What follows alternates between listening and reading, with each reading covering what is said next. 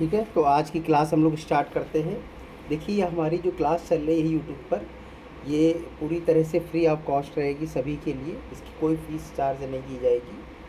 तो और सभी लेसन आपको सीरियल वाइज से पढ़ाए जाएंगे। ठीक है, पहले बेसिक क्लास रहेगी, फिर कुछ क्वेश्चंस उसके रिलेटेड आपको कराए जाएंगे। कम से कम 100-50 जो भी हो पाएगा आपको कराया जाएगा। बाकी अगर कोई भी प्रॉब्लम है, डाउट है, तो आप बता दीजिएगा, तो और क्वेश्चन बढ़ा दी जाएंगी। आपकी प्रॉब्लम होगी तो उसे भी बताया जाएगा। ठीक है, तो जिसको भी पढ़ना हो भाई तो आप शेयर कर दीजिएगा इसको, क्लास को आराम से पढ़ेगा, इसकी कोई फ़ीस नहीं लगेगी और आराम से सब लोग पढ़िए फ्री में। तो कल हमारे क्वेश्चंस हो गए थे 37 तक। ठीक है, अच्छा 38 जब हम करा रहे थे तो कुछ टेक्निकल इशू आ गए थे, जिसकी वजह से हमारी वीडियो बीच में ही बंद हो गई थी। तो मैंने कल इतनी ही वीडियो आपको सेंड कर दी थी। तो आज 38 से हम स्टार्ट करते, 37 तक कल हमने कंप्लीट करा दिया था। ओके, तो यहाँ क्या कह रहा है कि एक व्यक्ति दो मशीनों में से प्रत्येक को 396 रुपये में बेचता है। एक पर उसे 10% का लॉस प्रॉफिट और दूसरे पर 10% का लॉस होता है। पूरे सौदे में क्या हुआ? ठीक है, यहाँ पर पूरे सौदे की बात कर रहा है। देखिए पूरे सौदे की, ठीक, तो जब पूरे सौदे की बात करता है तो ये समझना है आपको कि ये एक मशीन की बात नहीं कर रहा है, ये दोनों मशीनों को खरीदने बेचने के बाद जो हुआ होगा उसके लिए कह रहा है। कल वाली क्लास में बताया था, यहाँ पर जब एक प्रॉफिट है एक लॉस हो रहता है तो हम लोग कैसे करते हैं, परसेंट प्लस परसेंट का तरीका लगाते हैं। ठीक है, और जब दोनों सेम होता है तो सेम के लिए क्या करना है, आपको स्क्वायर करके 100 से डिवाइड कर देना है। यानी 10 का स्क्वायर करेंगे तो कितना आ जाएगा, 100। 100 को जब 100 से डिवाइड करेंगे तो आ जाएगा आपका 1। ठीक है, और जब सेम होता है सेम वैल्यू, जैसे 10% प्रॉफिट 10% लॉस, तो 1% का लॉस, आपको लॉस बोलना है केवल आखिरी में। ठीक है, जैसे 20% का प्रॉफिट 20% का लॉस, तो अब 20 का स्क्वायर कीजिए, कितना हो गया 400। 100 से काटेंगे तो 4 आएगा, तो 4% का क्या बोलेंगे, लॉस। ठीक है, जब सेम वैल्यू होती है तो लॉस ही आता है आपका। ओके, अब अगला क्वेश्चन देखते हैं, इसी टाइप का है कि एक व्यापारी को दो वस्तुओं में से प्रत्येक को 6,000 रुपये में बेचता है। पहली वस्तु को बेचने पर उसे 20% का लाभ होता है। यहाँ पर 20% का लाभ बता रहा है। ठीक है, लाभ, और दूसरी वस्तु को बेचने पर 20% की हानि। देखो सेम परसेंटेज है, एक प्रॉफिट है एक लॉस है, तो आपको क्या करना है, सिर्फ स्क्वायर करना है और 100 से डिवाइड करना है। 20 का स्क्वायर 400, 20 का स्क्वायर करना है आपको पहले, तो जैसे ऐसे 20 का स्क्वायर और डिवाइडेड 100। ठीक है, तो 20 का हो गया 400, 400 को जब आप 100 से काटेंगे तो आपका कितना आ जाएगा, 4। और हमने कहा था आपसे जब सेम परसेंटेज होता है तो आपको लॉस बोलना है, तो 4% का क्या हो जाएगा, लॉस। इतना आपको बोलना है। ठीक है,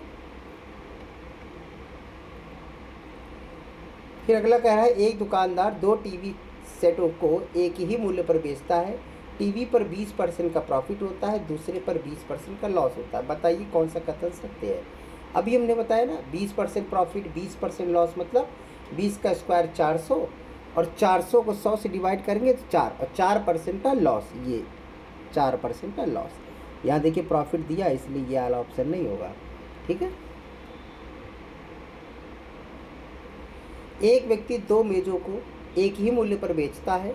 एक पर उसे 10% का प्रॉफिट होता है, दूसरे पर 10% का लॉस होता है। पूरे सौदे में उसका हानि प्रतिशत क्या है। देखिए रेट पूछ रहा है, कभी कभी आपसे रुपए में भी पूछेगा, लेकिन अभी आपसे क्या पूछ रहा है, रेट पूछ रहा है। ठीक है, फिर से वही है, 10 10 दोनों सेम है, तो 10 का स्क्वायर 100, 100 को 100 से डिवाइड करेंगे तो 1% का, तो आंसर बनेगा क्या, 1% का लॉस। सेम वैल्यू में लॉस तो बोलना ही है आपको। ठीक, एक व्यक्ति दो वस्तुओं में से प्रत्येक को 99 रुपये में बेचता है। एक पर 10% का लॉस होता है, दूसरे पर 10% का प्रॉफिट होता है। पूरे सौदे में उसे क्या हुआ, तो फिर वही है 1% का लॉस। ठीक, सेम क्वेश्चन था। अब कह रहा है एक मकान तथा एक दुकान में से प्रत्येक को 1 लाख रुपए में बेचा गया। ठीक है, 1-1 लाख रुपए में दोनों को बेच दिया। मकान पर 20% का लॉस हो गया, दुकान पर 20% का प्रॉफिट हो गया। कुल सौदे का परिणाम क्या रहा। अब देखो यहाँ पर भी कुल सौदे की बात कर रहा है। कुल सौदे मतलब मकान और दुकान दोनों मिलाकर, ठीक है, जो 1-1 लाख रुपए में बेचा है। तो कुल सेल कितनी हो गई, 2 लाख हो गई ना आपकी। अच्छा, तब वो कह रहा है कि कुल सौदे, और यहाँ देखिए रेट का नहीं पूछ रहा है, रुपए में दे रहा, सारे आंसर रुपए में है, तो परसेंटेज का आप रूल नहीं लगाएंगे यहाँ पर। परसेंटेज के बाद का भी थोड़ा सा सॉल्व करना है। जैसे 20% प्रॉफिट 20% लॉस, तो 20 का स्क्वायर करेंगे 400, 100 से काटेंगे क्या आएगा 4। तो हमारा अगर परसेंट में पूछता तो हमारा आंसर होता कि 4% का लॉस आएगा सर। ठीक है, 4% का लॉस आएगा इसमें। लेकिन अब आपसे रुपए में पूछ रहा है, तो भाई रुपए में पूछ रहा है तो निकाल लेते हैं। ठीक है, पहली बात तो कुल सौदे में पूछ रहा है। कुल सौदा मतलब 1-1 लाख के 2 चीज़ें थी, तो 2 लाख बन गया। तो 2 लाख कैसे लिख सकते हैं हम लोग, ये सेल है, ये सेल प्राइस है ना 2 लाख। देखो यहाँ पे लिखा है कि एक मकान एक दुकान में से प्रत्येक को 1-1 लाख रुपये में बेचा मतलब सेल, 1-1 लाख मतलब 2 लाख। तो टोटल कितना हो गया 2 लाख। तो यहाँ हम लिख दे रहे हैं 2 लाख, ये 2 लाख हमने लिख दिया। ठीक है, अब 2 लाख में बेचा, तो ये सेल है ना। कैसी सेल है, जिसमें 4% का लॉस हुआ है, यानी कि ये 96 की वैल्यू है। ये किसकी वैल्यू है, 96 की वैल्यू है। अब हमें कह रहा है परिणाम क्या रहा, यानी लाभ या हानि क्या रहा। तो भैया हमें हानि हुई थी, कितनी हानि हुई थी 4 की, तो 4 की वैल्यू निकाल लीजिए। अब इसको आप काट दीजिए। ठीक है, 4 दूनी 8, और 8 से कटेगा तो 12 8 96, यानी कि आपसे हो गया कितना 1/12 लाख। 1/12 लाख। अब 1/12 लाख के देखिए 2 ऑप्शन है, एक यहाँ भी 1/12 लाख। अच्छा, एक ही ऑप्शन है, वेरी गुड, तब तो एक ही आंसर आ गया। अगर 2 होते कि 1/12 लाख हानि, 1/12 लाख लाभ, तो हम कौन सा लगाते टिक, हानि वाला लगाते, क्योंकि हमें पहले पता है कि लॉस आया 4% का। ओके। अच्छा, यहाँ कुछ बच्चों के डाउट होगा कि सर यहाँ आपने 5 जीरो क्यों नहीं लगाए, यहाँ आपने लाख हिंदी में क्यों लिख दिया। क्योंकि देखिए सारे के जितने भी आंसर है ना यहाँ पर सब में देखिए लाख लिखा है, तो हमने भी लाख ही लिख दिया, तो इजी रहा करने में। ओके। एक व्यक्ति 2 पाइप को प्रत्येक पाइप को 12-12 रुपये बेचता है। 20% प्रॉफिट 20% लॉस होता है। पूरे सौदे में क्या हुआ, ये भी देखिए परसेंटेज में नहीं पूछ रहा आपसे, रुपए में पूछ रहा है, तो इसका भी एक स्टेप और करनी पड़ेगी। ठीक, तो 20% प्रॉफिट 20% लॉस मतलब 4% का लॉस हो जाएगा। और ये भी पूरे सौदे की बात कर रहा है। पूरा सौदा 24 रुपये का है। पूरा सौदा कितने का है, 24 रुपये का है। अभी 24 रुपये सेल प्राइस है। कैसी सेल प्राइस है, 96 की सेल प्राइस है। ठीक है, 96 की सेल प्राइस। क्या निकालना है हमें, प्रॉफिट या लॉस, तो कितने परसेंट था, 4%। तो क्या हो जाएगा, 24 से कट जाएगा, 24 चौको 4 1 4, यानी कि 1 रुपये का लॉस आएगा। इसके बाकी ये 2 ऑप्शन नहीं हमने लिखे यहाँ पर, तो आंसर क्या आएगा, 1 रुपये का लॉस आंसर आएगा। ओके,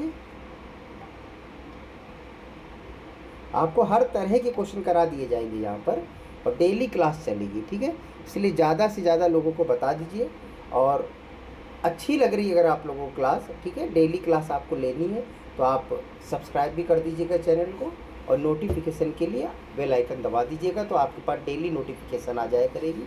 और आराम से आप देखिए, अभी प्रॉफिट एंड लॉस चल रहा है, इसके बाद दूसरा चैप्टर रहेगा, और ये अर्थमेटिक है, इसके बाद एडवांस मैथ भी रहेगी इसमें। ओके, तो कंटिन्यू रहेगी हमारी ये क्लास। अब ये क्वेश्चन क्या कह रहा है, 36 पुस्तकों का क्रय मूल्य 30 पुस्तकों के विक्रय मूल्य के बराबर है।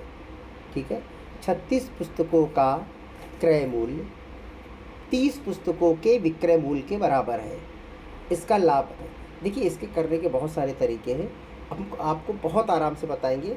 ठीक है, और आपको जिस तरह से समझ में आए, जो भी आपको इजी लगे, आप उस मेथड को सॉल्व करना है।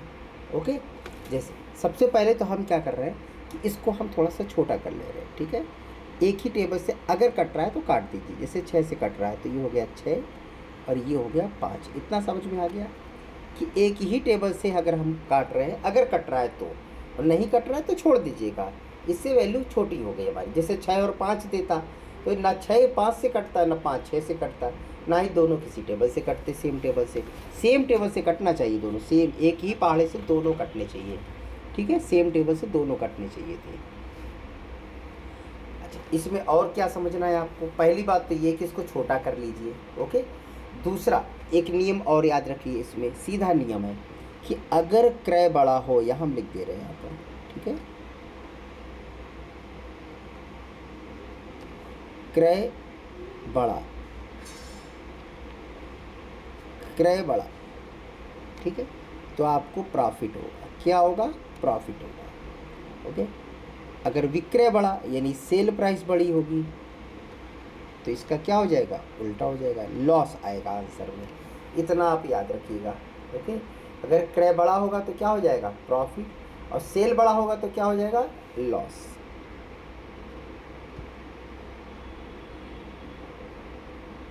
लिख दे रहे हैं आप, ठीक। तो क्रय यानी परचेस प्राइस अगर बड़ा होगा तो प्रॉफिट आएगा, सेल प्राइस बड़ा होगा तो लॉस आएगा। ठीक, एक तो ये बात हो गई आपकी।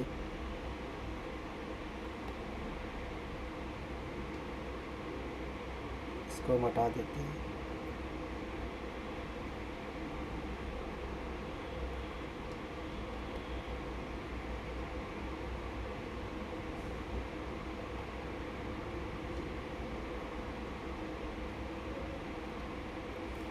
सिस्टम नहीं समझ में आता कैसे चल रहा है ये।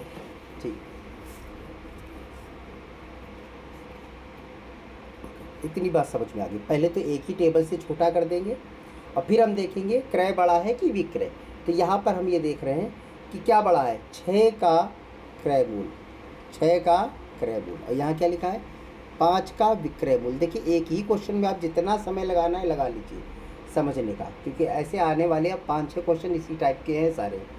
ओके, 6 का विक्रय मूल है, 6 का परचेस प्राइस, 5 का सेल प्राइस। अब इन दोनों में कौन सी डिजिट बड़ी आपको लग रही है? क्रय। कौन सी बड़ी लग रही है? क्रय, यानी परचेस वाली।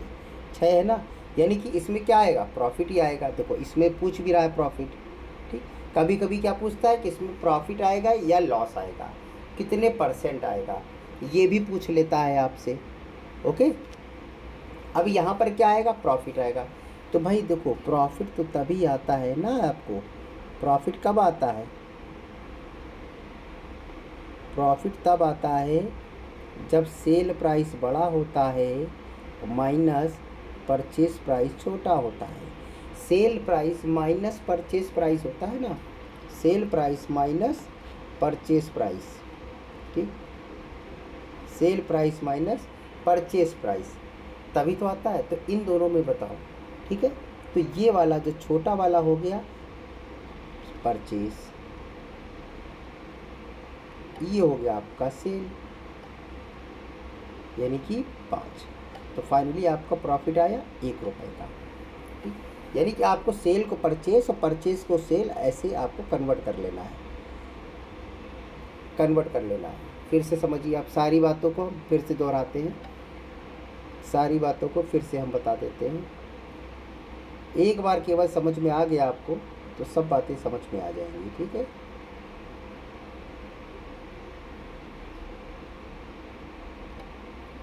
देखिए, सबसे पहले क्या करना है कि इनको छोटा कर लेना है, एक ही टेबल से काटना है आपको। अगर नहीं कट रहा है तो छोड़ देना। ये 6 से कट रहा है तो हमने काट लिया, ये 6 हो गया, ये 5 हो गया। ठीक है, अब यहाँ हमने देखा कि क्रय बड़ा है, 6 है, यानी कि इसमें प्रॉफिट आएगा, ये फिक्स हो गया है। प्रॉफिट आएगा, ये फिक्स हो गया आपका पहले ही। अब क्या करना है? क्रॉस कर देना है, परचेस को सेल और सेल को परचेस मानना है। तो ये 6 क्रय था तो ये विक्रय हो गया, 5 विक्रय था तो क्रय हो गया। तो फ़ायदा हुआ 1 रुपये का। फ़ायदा इंटू 100 अपॉन परचेस। परचेस हमने कितना किया? विक्रय वाला परचेस हो गया ना 5। अब इसको काट दीजिए, 20 आंसर आ गया। ठीक, तो ऐसे आप कुछ सेकंड में कर सकते हैं, लेकिन आपका डाउट एकदम क्लियर होना चाहिए कि हाँ ये ऐसे ही करना है। ठीक है, तो एक तरीका ये हो गया। अच्छा, एक तो क्वेश्चन और पहले हम ऐसे कर दें, तब आपको समझ में आएगा थोड़ा सा। जैसे ये क्वेश्चन लिखा हुआ है आपका, यहाँ पर 8 नहीं है 18 लिखा हुआ है। ठीक है, यहाँ पर 18 वस्तुएं लिखी हुई हैं, यहाँ पर 18 वस्तुएं लिखी, ठीक है, प्रिंटिंग मिस्टेक हो गया। तो 18 वस्तुओं का क्रय मूल्य 15 वस्तुओं के विक्रय मूल्य के बराबर है। तो लाभ परसेंट बताना है आपको, लाभ परसेंट बताना है। तो यहाँ पर फिर से वही है। तो देखो क्रय बड़ा है कि विक्रय, यहाँ पे भी 18 क्रय लिखा है, 15 विक्रय लिखा है। क्रय बड़ा है ना, क्रय बड़ा है मतलब प्रॉफिट आना है। देखो यहाँ भी उसने प्रॉफिट ही पूछा है। ओके, पहला नियम तो ये हो गया। उसके बाद इसको पलट लेना है हमें, क्रय को विक्रय, विक्रय को क्रय मानना है। आप चाहें तो इसको छोटा कर लीजिए, जैसे 3 से ये भी कट रहा है तो 3 से काट लीजिए। अगर आपको नहीं काटना है तो मत काटिए, ठीक है, नहीं काटना है तो मत काटिए, जैसे दोनों तरीके से हम कर दे रहे हैं, ठीक। तो यहाँ पर हो गया 1 रुपये का प्रॉफिट, 1 रुपये कितने परसेंट है, 5 का, ठीक। अब ये कट गया तो 20% का। अगर आपको इनको छोटा नहीं करना है, 18 और 15 से ही सॉल्व करना है तो आप कर सकते हैं, ठीक है। 18 15 यानी डिफरेंस आया 3 का। ये 3 कितना परसेंट है परचेस का, परचेस हमने कहा ना, परचेस हो जाएगी सेल, सेल हो जाएगी परचेस, यानी कि 15। अब इसको आप काट दीजिए, 3 से 5 बार जाएगा, ये काट दीजिए, 20% आएगा। तो आप इसको चाहे तो छोटा कर लीजिए, और नहीं मन कर रहा है आपको तो मत छोटा कीजिए, तब भी आंसर वही आएगा। तो अब आ रही बात समझ में आपको, ठीक है। एक क्वेश्चन और करा देते हैं इसी टाइप का। कह रहा 12 पेन का क्रय मूल्य 8 पेन के विक्रय मूल्य के बराबर है, तो लाभ प्रतिशत क्या होगा। अब यहाँ पर भी समझिए, मत करिए, मत काटिए। आपको अगर डायरेक्ट करना है तो डायरेक्ट कीजिए। देखिए डिफरेंस अमाउंट कितनी है, 4। कितने परसेंट है पी का, परचेस प्राइस।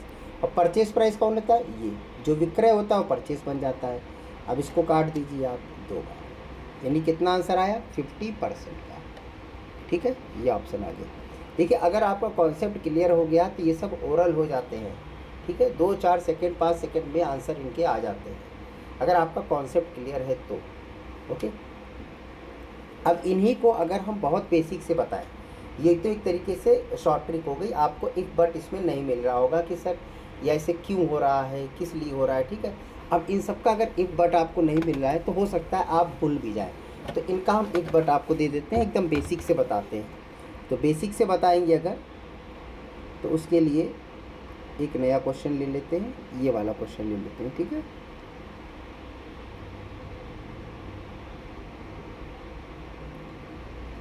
अगर हम लोग इसको बेसिक से चलें तो कैसे चलेंगे समझिए। अब उस मेथड से हम नहीं बताएंगे, उस मेथड से बताएंगे। चलिए अच्छा बता देते हैं पहले। देखिए 50 है, 40 है, अंतर कितना है, 10।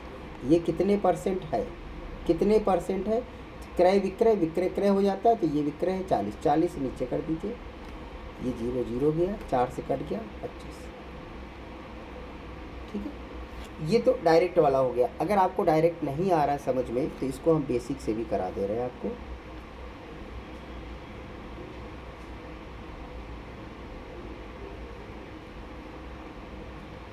अब देखिए बेसिक कैसे करेंगे। कह रहा है 50 संतरों का जो क्रय मूल्य है वो 40 के विक्रय मूल्य के बराबर है।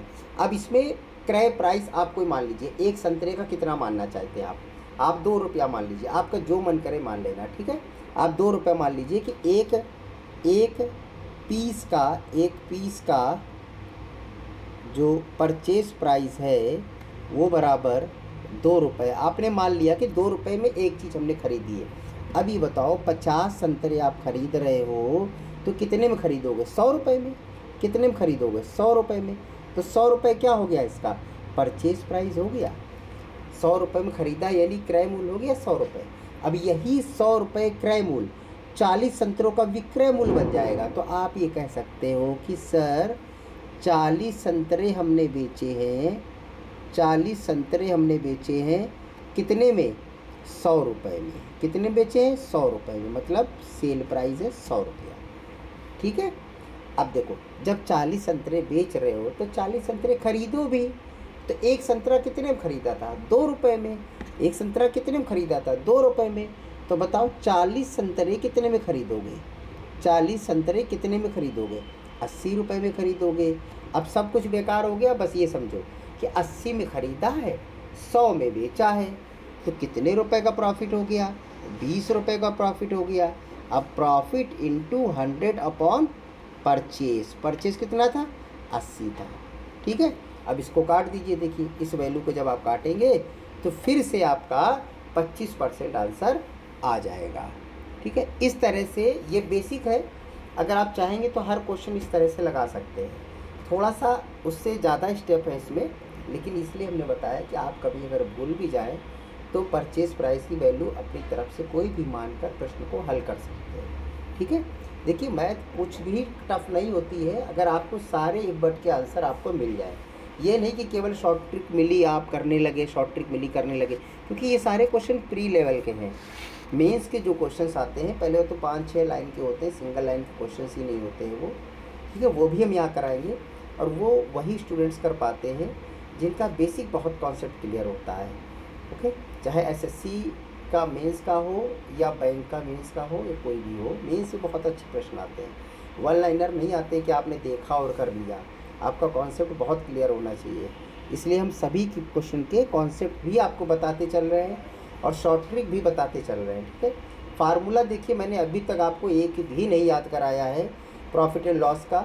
मैंने आप लगभग 48 क्वेश्चन मैंने करा दिए हैं, एक भी फार्मूला नहीं कराया है कि नहीं इस क्वेश्चन में ये फार्मूला लगेगा, इस क्वेश्चन में ये। ठीक है, बस वही है कि प्रॉफिट है तो profit into 100 upon purchase, loss है तो लॉस इंटू 100 परचेस। तो ये तो आपको पता ही है कि इंटर में 500 नंबर का ग्रांड टोटल होता है, 300 मार्क्स आए हैं आपके, कितने परसेंट आए हैं, तो ये तो आपका बेसिक है, ये भी पता होना चाहिए कि 300 नंबर 500 का कितने परसेंट है। ठीक है, देखिए 49 में 5 वस्तुओं का विक्रय मूल्य 3 वस्तुओं के लागत मूल्य के बराबर है, लाभ या हानि। अब देखो इसमें क्या किया एग्जामिनर ने, थोड़ी सी चालाकी कर दी। यहाँ पर एग्जामिनर क्या कर रहा है, विक्रय मूल्य आगे कर दिया, क्रय मूल्य पीछे कर दिया है। तो बच्चे यह कन्फ्यूज़ हो जाएगा, आप कुछ मत हुई कन्फ्यूज, जैसे हमने कहा वैसे करते रहिए। ठीक है, पहले तो क्रय को विक्रय, विक्रय को क्रय मानना है, अपोजिट करना है। दूसरी बात देखो क्रय छोटा है कि बड़ा। अब यहाँ पर लागत 3 रुपये बता रहा है, विक्रय 5 बता रहा है। लागत मतलब परचेज छोटी है ना, और हमने क्या कहा था परचेज बड़ी होगी तो प्रॉफिट होगा, यहाँ तो परचेज छोटी है यानी कि लॉस में ही आंसर आएगा। आंसर किस में आएगा, लॉस में आएगा, फिक्स है।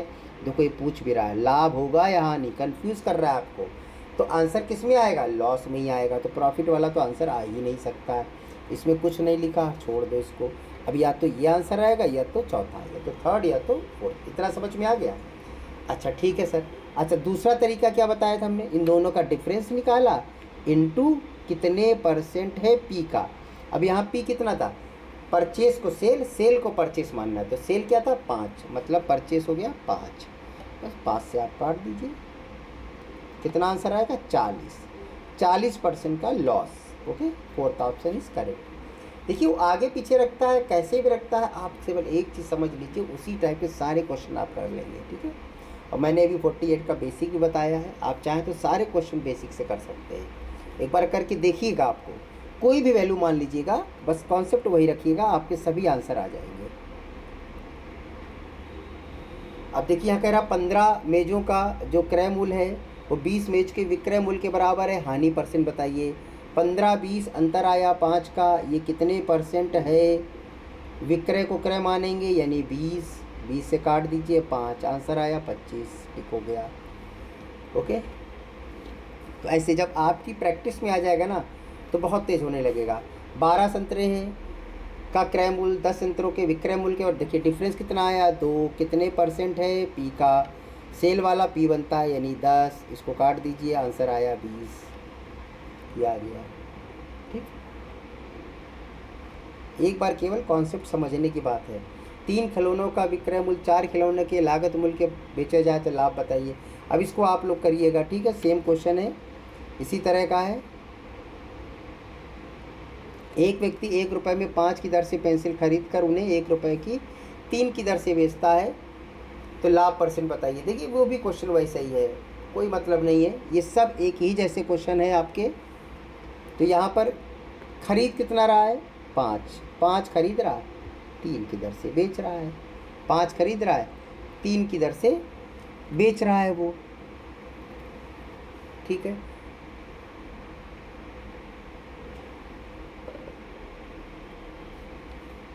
एक रुपये में 5 खरीदी, 1 रुपये में 3 बेच दी। अब यहाँ पर खरीद रहे हो 5, बेच रहे हो 3, यानी फ़ायदा तो होगा ही आपका। क्या होगा?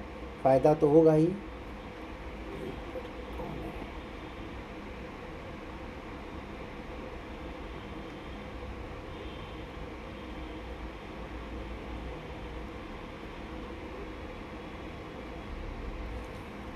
चलिए अच्छा, कोई आ गया था मिलने। तो क्या कह रहा था? कह रहा था एक व्यक्ति 1 रुपये की 5 की दर से खरीद कर उसे 1 रुपये में 3 की दर से बेचता है, उसका लाभ परसेंट क्या होगा? तो भाई यहाँ पर देखिए फिर से वही है, डिफरेंस आया 2 का, ये कितने परसेंट है, ठीक है। परचेज़ कितना है, सेल जो है वो परचेज़ बन जाएगा, मतलब 3। तो ये आंसर आ गया 200/3, ठीक है। ये सारे क्वेश्चन इसी टाइप के हैं, सेम है। अभी वीडियो बहुत लंबा हो जा रहा है, तो इसलिए मैं इसके आगे क्वेश्चन अब कल की वीडियो में कराते हैं। ओके, तो आज के लिए इतना ही है। बाकी आप लोग भाई शेयर कर दिया करिए और सब्सक्राइब भी कर दिया करिए। क्लास सबको मिलेगी, इसमें कोई भी फीस चार्ज नहीं लगेगा किसी का भी, इसलिए ज़्यादा से ज़्यादा इसको शेयर कर दीजिए अपने लोगों को, जो भी लोग तैयारी कर रहे हैं गवर्नमेंट एग्ज़ाम की। और सभी कराया जाएगा, इसमें अर्थमेटिक हो, एडवांस हो, हर तरह की मैथ कराई जाएगी। ओके, मिलते हैं फिर हम लोग अगली क्लास में।